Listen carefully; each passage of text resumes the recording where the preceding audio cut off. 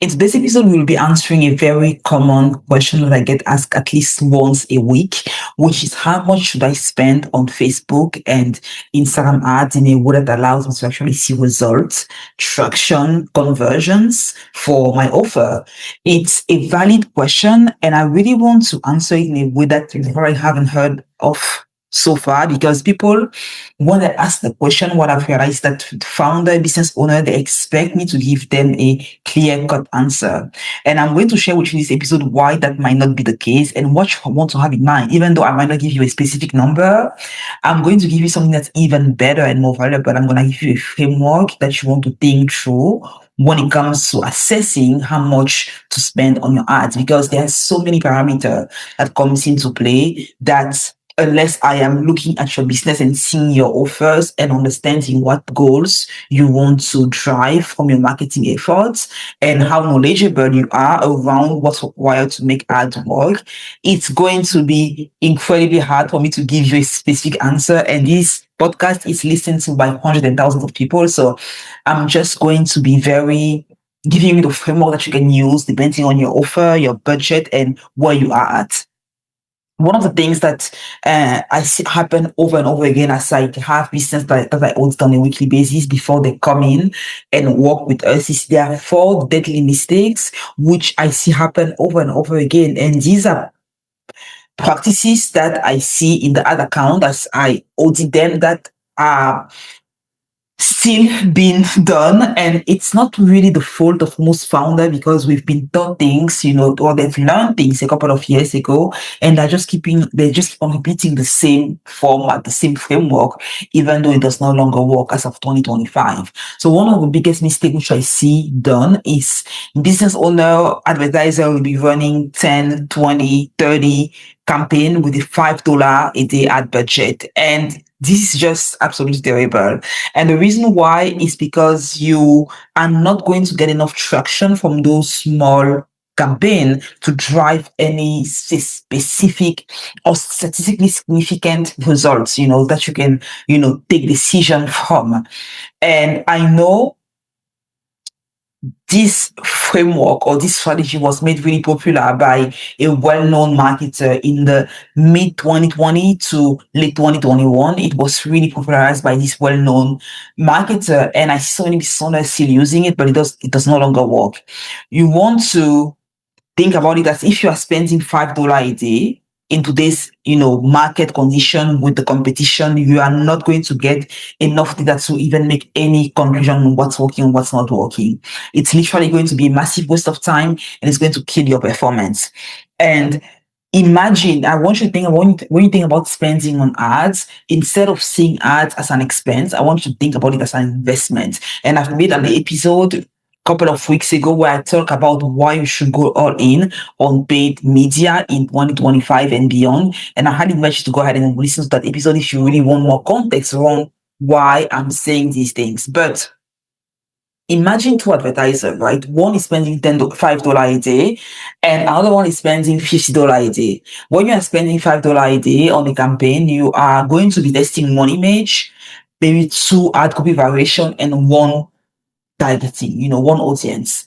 On the other side, you have another marketer, another business owner that's spending $50 a day on a campaign, right? They're gonna be able to test maybe like 3 to 4 creatives. They're gonna be able to test maybe 5 ad copy, and a couple of audiences. So after 1 week, while they will have spent more than you, they will have spent $250 and you will have spent $35, they will have a whole lot more insight around what's working the best, what's not working, what type of messaging is hooking their audience, and they will have the confidence to scale a whole lot faster. So, and they will also have the confidence to kill what's not working. While on the other hand, the guy that was spending $5 a day, they will still be in the dark because that's not even enough conversion, that's not enough budget for Facebook or IG to give you any traction at all.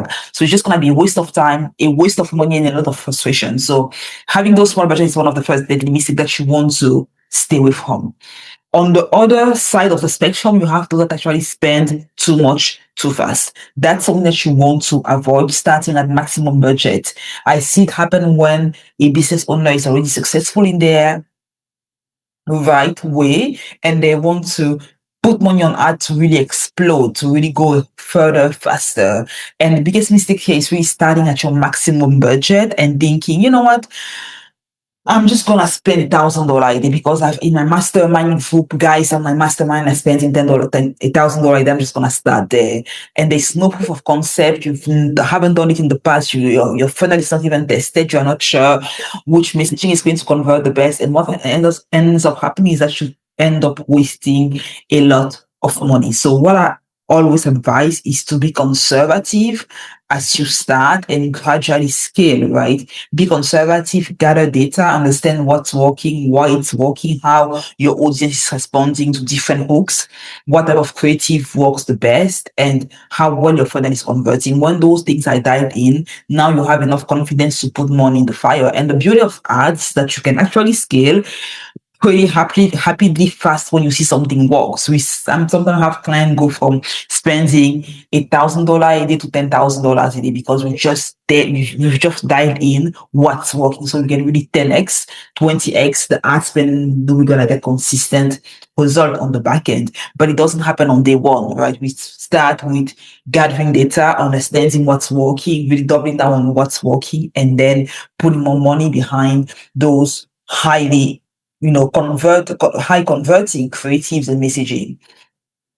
So data is your best friend, analysis is your best friend, and your guide when it comes to scaling. The third mistake that you want to avoid is really throwing money at trading ads. Very similar to this one. If you blindly throw more money at something that's not converting, it's something not going to magically convert. And one of the biggest, I think it's Elon Musk that said that one of the w- biggest waste of an engineer time is trying to optimize for a variable that shouldn't even exist in the first place. And I see it happen so often with business owner where they try to optimize and they try to improve something that's just not working. Instead of saying, you know what, this is not working, let's try something else. So if you are just, if something is not working, instead of hoping that by spending more, you're gonna make it work, just, push to the side. Don't be emotionally attached to your creative. I know sometimes maybe you've spent so much time recording a video ad or designing a creative, or you've gone to a Y, or you've entered the studio to record some ads, and you're like, oh my God, I've spent so much energy and time in recording this ad. I don't want to do it again. But you'll be better off just saying, you know what, this is not working. Let's just crush everything and get back to the drawing board. The same with your messaging. If it's not working, if your marketing angle is not resonating, just stop having it at the forefront, change and try something different. You'll be surprised by how much testing is required to get consistent result with ads. And sometimes you think spending more is going to get results, but it's actually testing more that's going to get you the better result faster. The fourth biggest pitfall that I want you to avoid doing is really ignoring your backend. That's a deadly one, which is like, oh my God, I see again so many pieces on focusing on what's happening at the top of the funnel in the ad manager, but they don't look at, okay, how is my funnel converting? What's my opt-in rate? What's my VSL watch rate? What is my scheduling rate? What's my show rate? What's my open rate on my email? What's my click rate on my emails? Are people actually being fed into the right sequence on the back end? All of those things play a role because they're gonna allow you to have a better ROI on your ad spend. And I'm gonna get back to it when I'm talking about the metric that you want to look at as you are deciding how to spend. But if you're not optimizing your backend, you might think that your ads are not performing well. They could be. Maybe you don't have a pixel, which I see happens so often. A business owner will be running ads to a landing page, their website, or whatever, and there's no pixel on the page. That makes, or there's just maybe a pixel on the opt-in page, but there's no other pixel on the rest of the page. That's gonna make it really hard for the algorithm to understand how to even optimize your ads to get you better qualified leads. So all of those little things play a massive role in the performance on your ads, because what's happening on your opt-in page, Facebook is feeding, or Meta is getting fed that information and uses that to optimize your ads and understand how well your entire ad are working. So if people get on your page and they bounce, it gives that signal back to Meta because you have the pixel there. If people get on your page and they convert, but there's no pixel firing to let Meta know that you actually got the conversion, guess what? They're not gonna send you more people that will take the desired action. So really optimizing your backend is paramount, right? Now, when it comes to your ads, like the rule of thumb, when it comes to how do I actually based on my budget, I like to use a 75-20 rule, which means that I'm going to use 75 of my ad spend to really go after what's already working, what's already proven, right? And I'm going to use 25 to go towards testing new things. If I'm just launching a campaign and I don't have any data in the past, of course, we sometimes have to start from zero. Then I'm going to have all of my budget really go, or I will have 80% go on to just testing new stuff. And I'm going to have 20% go over targeting, right? So if I am in a season where I've already run ads in the past and I just want to maybe put more, like launch a new strategy, but I have data in the past, which is where most of our clients are, I'm going to have 75% of my budget going to what I've seen work the best and 25 going to testing. And then this is where I'm just starting from scratch and I have maybe an audience, I have a community, I've been creating content for a while, then I'm going to use about 80% for really my, testing new stuff and 20% for my targeting. Okay. And this really allows you to scale proven winner and have a new audience to test. You have a budget segment to test element like, new audiences, creatives, ad copy, placement, and all the good stuff. Right. And a question which I get asked very often is how do you know what to scale, right? How do you know what to scale? What are some of the metrics that you want to look at to understand when it's time for you to scale? There are metrics that we look at the bottom of the funnel and at the top of the funnel. Let's start with the one at the bottom of the funnel, right? These are things that we can see that's like the bottom line. And as a business owner, as a founder, that's going to be your cost your cost per acquisition. How much are you spending to get a client? Is that aligned with your budget, with your goals? Another thing would be your return on ad spend, based on how much you're spending on ads, how much are you making on the back end? The other thing would be, are you happy with, the conversions that people, when they come through your funnel, the conversion that they have, your funnel conversion overall, is that something that's satisfying to you? Those metrics, but especially the cost per acquisition and the ROI, the return on ad spend, are the two key things which I will look at to assess whether or not I'm in a space where I'm supposed to scale. For instance, if I'm selling my product, like for instance, let's just give you an example, right? We have a client currently that's selling low ticket program and she's making $750,000 a month consistently. We've helped her build an ad strategy and scale to a place where she's making $700,000 to $800,000 in a month. Now, her $127 courses, her average order value when someone goes through a funnel, they spend on average $200 because she has upsells, order number, and all the good stuff. And her her CAC, her cost per acquisition, is about $50, 50, $70, right? Of course, it puts her in a space where she's really happy to reinvest and spend on ads because she's getting about 3x ROI on her ad spend.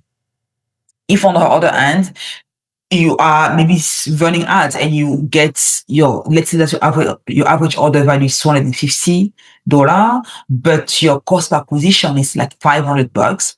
That's a red flag because it means that your ROI is going to be negative, right? We have client also that's her program is 10,000 and she's running a sales call funnel and we spend, anywhere from $30,000 to $40,000 a month on ads and she makes on the back end $400,000, $500,000 a month.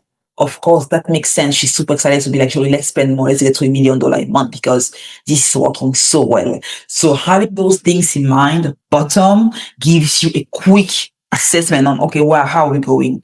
Now, at the top of the funnel, this is where you really are in the weeds. That's where people like us, my team and I, look at even before we get to the bottom to understand how well your ads are performing. We're gonna look at your link click-through rate. We're gonna look at your cost per impression, per thousand impression. We look at how the conversion on your website, how people are going, like your opt-in rate, your VSL watch rate, how people are, your show it on your call. If you are seeing people on your call, your checkout page conversions, is it above or below in this industry standards, right? So most people I see, either they completely ignore the data and they just look at it at a high level, and they get so overwhelmed. They're just like, oh my God, this is not working. Let's just stop running ads, because, ads are just a scam. No one is making money with ads. And whether you are ignoring the data or you don't know how to look at it and you feel really overwhelmed, I want to invite you to understand how important it is for your business and your health, the health of your business, the longevity of your business. Because if you want to have a business that's sustainable and predictable, I believe that running ads is one of the first, most predictable and profitable way to make it happen. So this is kind of the learning curve that needs to happen. And you don't even have to learn it yourself. You can have a trusted partner that comes in and helps you get there. You don't have to know everything. You don't have to know how to do everything, but you have to be skillful enough to hire the right partner to come in and help you figure this stuff out. But it's not complicated. It's just maybe a little bit of a learning curve, but it's worth it. Right? Now, when it comes to your campaign type, your audience testing, your creative testing, what I always like to do is, you don't want to limit yourself to one campaign type. I would like to have an awareness campaign that can be maybe a video views campaign, a reach campaign. We like to have a conversion campaign, right? Because these are going to give us a return on our investment real quick. Conversion campaign, we like to have our lead campaign sometimes if the client is in the season where they want to grow their list, or we have a strategy behind the scenes on how to convert those leads down the line. It might be, DM ads, it might be, just lead form ads, or anything in between. And so the campaign type is really going to depend on your business factor, your business goals, and your revenue goals. But we always like bare minimum to have an awareness campaign, because again, the goal when we run ads, the thought process and what makes us really different when we work with clients, that we're not just looking for them to have a quick cash injection. We are looking to help them build a stronger brand overall, right? Now, when it comes to creative, I always advise having a mixture of videos and image ads. You can also throw in some memes that works beautifully. And if you have an e-commerce plan, you can have UGC content, you can have testimonials. Those works. Those are just like amazing, incredibly amazing testimonial content. And don't rely on just one type of creative. Really test carousel, test video, test gift, test memes, anything you can think of. The more testing you do, and sometimes you're gonna be surprised. And we have clients that we've, had a whole video ads that didn't convert, even though it was shot professionally, and we literally had a 5-second meme, crush it. Or like a white and black type of very bland type of ads, crush it. So really be in the mindset of testing different creative, because that's the biggest difference between those that see success consistently and those that don't. And now when it comes to audience testing, don't just do Advantage Plus, right? Really look at testing segmented audience, test lookalike audience, do some targeting based on people that have been on your website, they've watched your content, they've shown interest in the past, maybe they've gotten on your sales call, they've watched your VSL, or they've been on your checkout page but they haven't converted. So all of those segmented audience are going to give you the biggest return on your investment. But again, prioritizing, the warmer the audience pool, the better it is. So when it comes to prioritizing which audience we start with in our test, beyond just our cold audience, we think, okay, who are the warmest guys? And I've made a video on that, like how to think about your audience. I'm gonna invite you to go ahead and watch that if you want a deeper dive. But that's the thought process that we have there. And in terms of your ad spend, it really comes down to thinking about spending money on ads as an investment. It's not about how much I spend and this is costing me a lot of money, but it's about how can I spend in a way that's smart, in the way that's as smart as possible. Because I know that if I'm looking at my numbers, if I'm not being emotional about what's happening. And I know it's easy to be emotional when you are spending on ads. It's like, I've spent 10K. Oh my God, what's happening? And I didn't see the return. It's easy to be like, oh my, I get it, but you won't think about it as an investment. When you put money, let's say you put money in crypto or in the stock market and it plummets, you don't think, oh my God, I'm gonna be bankrupt because my stock portfolio just went down. No, you say, okay, this is a season and it's gonna recover, it's gonna get back up. It's the same thing here. If I've learned from this dropped in my investment, I know by the time I launch the next campaign, I will be using the data to have even better insight and better result faster. That's how you want to think if you want to be in this game for the long run. If you let your emotion guide your decision, you're never gonna make it.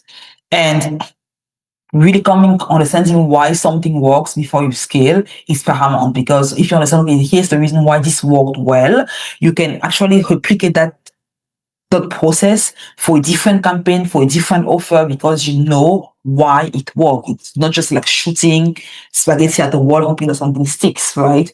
And remember that, you testing is your best friend. Always want to be testing and optimizing the best that you possibly can. If you want to have someone that comes in and helps you really take your ad strategies to the next level, really help you put on not just audit what you currently are doing, but help you really put into place a strategy that's going to allow you to grow in a way that's profitable and predictable, so that you actually have more time to do what you do enjoy. Maybe it's writing that book, it's hosting your next retreat or your next conference. It might be, spending more time with your family, or just like having a bit of a time off, whatever the case may be. We come in your business and will help you take off acquisition from your plate so you can focus on what you are the greatest at. And so if you want us to do that, go on our website at hogonconsulting.co, schedule a call to speak with me and my team, and hopefully we can see how to help you go further faster with paid media. In the meantime, thank you so much for listening. It's always a pleasure to serve you. If you got value from this episode, make sure that you subscribe, share this with someone that may help. And there is another episode that I've just recorded about what you want to have in mind when, and the reason why you actually want to go all in with paid media in 2025 and beyond. So I'm going to have that link right here so you can go ahead and watch it. I will see you on the next episode. Until then, take care.